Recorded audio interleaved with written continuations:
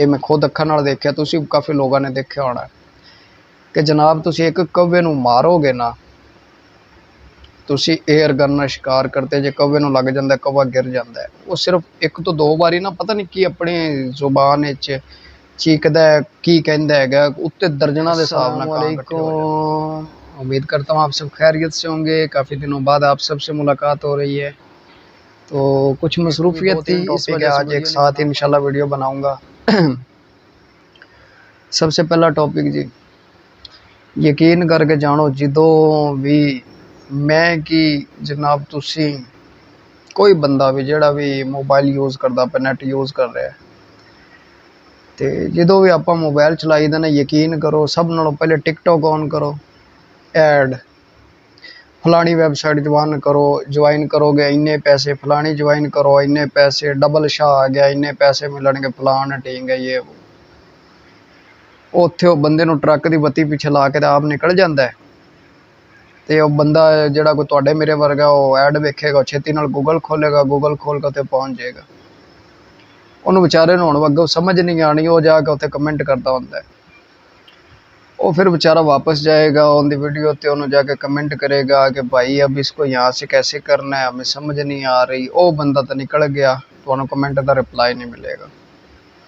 YouTube खोलो तो तां भी ये ऐडा आना अजाब, फलानी वेबसाइट ज्वाइन करो इतने पैसे मिल जाएंगे, फलानी ज्वाइन करो इतने पैसे मिल जाएंगे, ये हो जाएगा वो हो जाएगा, कोई नहीं मिलते। यूट्यूब खोल लवो माशाल्लाह इत्थे भी काफ़ी ऐड है ने, ठीक है।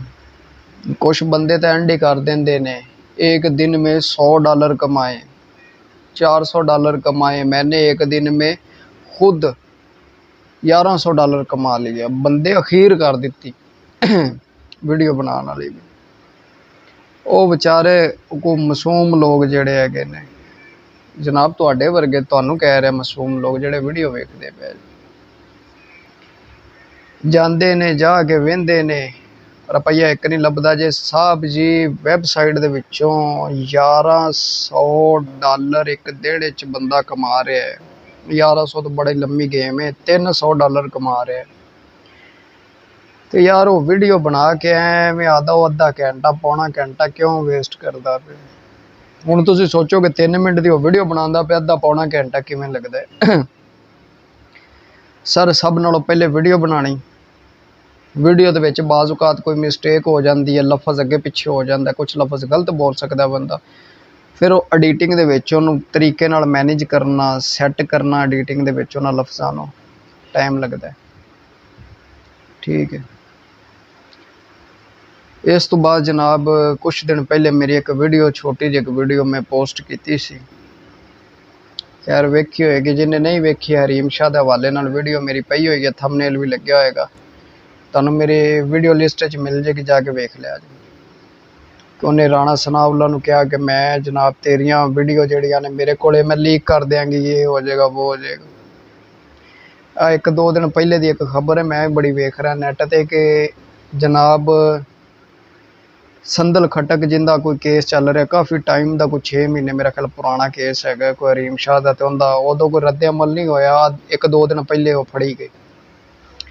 मेरे हिसाब इस टाइम पाकिस्तान ते सही जिंदा अख्तियार है ना वो हरीम शाह है,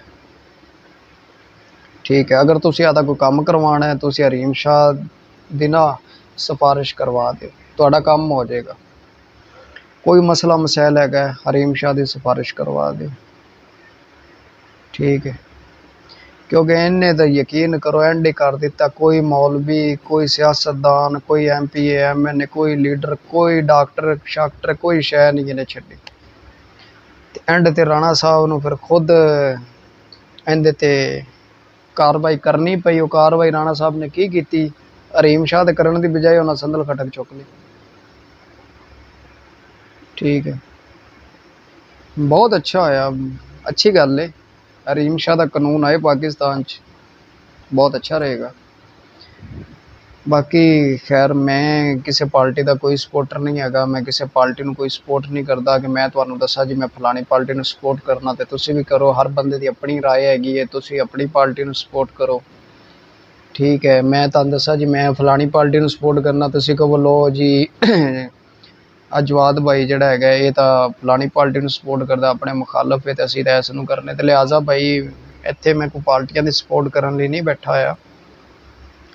ठीक है, मैं तुहानू 3 टॉपिक दस्से सी, 2 हो गया, तीसरा टॉपिक इंसानां दे नालों ना ज़्यादा तुसीं अगर मुहब्बत वेखनी है ना इंसानां नालों, अपने वर्गे इंसान जिहड़े हैगे ने अशरफुल मखलूकात,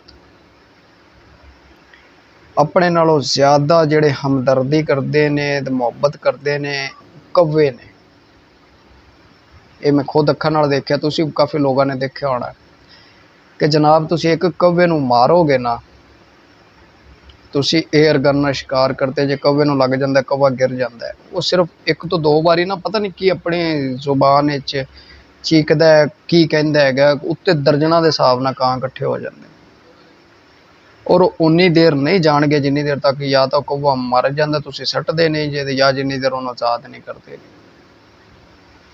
ते इत्थे यकीन करो बंदा मर जावे, बड़े वाक़े वेखे ने, तुसीं वेखे ने कि रोड ते अल्लाह ना करे, अल्लाह पाक सारिआं नूं आपदे हिफ्ज़ो अमान च रखे, साडी दुआ है कि रोड ते अक्सर एक्सीडेंट हो जांदे ने।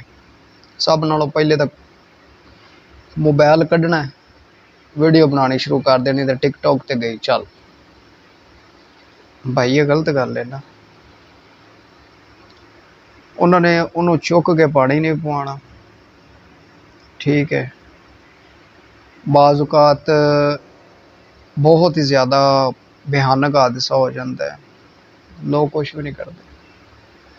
रेस्क्यू नूं फोन किया, रेस्क्यू ने तो अपनी कार्रवाई करनी, जिन्नी देर तक रेस्क्यू नहीं आती इंसानों नूं चाहिदा है कि तुसीं चलो यार कोई बंदा पानी शानी पिला दिंदा है, बंदा चुक के मंजी ते पा दिंदा है, इन्ना क कर लैंदा, लेकिन नहीं, इंसानियत खत्म हो गई। मैं दावे नाल तुहानूं सारिआं नूं कह सकना, जिन्ने बंदे मेरी वीडियो वेंदे जे किसे नूं 6 कलमे नहीं आते होणगे, हुण याद करन बह जाओगे, हाँ सर हमें आते हैं, ये है वो, नहीं आते। ठीक है, ते एक तो बंदे नूं आंदे ना होवण, ठीक है, आने चाहिए ने, वैसे आंदे ना होवण, ओ दूजा इंसान उत्ते उहदे झूठ बोल देवे, गुनाह ते गुनाह, ओ बहुत कबीरा गुनाह हो जांदा है। लिहाजा भाई है थोड़ा दुनिया तो हटो, दीन अल्ले भी जाओ, 6 कलमे जिहड़े हैं ना, कलमे याद करो, पढ़ो करो, याद किते करो।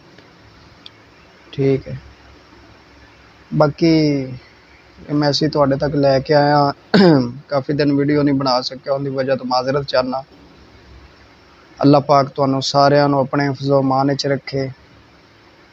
ठीक है, अल्लाह पाक सलामत रखे, अल्लाह पाक जिन्ने बीमार ने उन्होंने सेहत तंदरुस्ती अता फरमावे।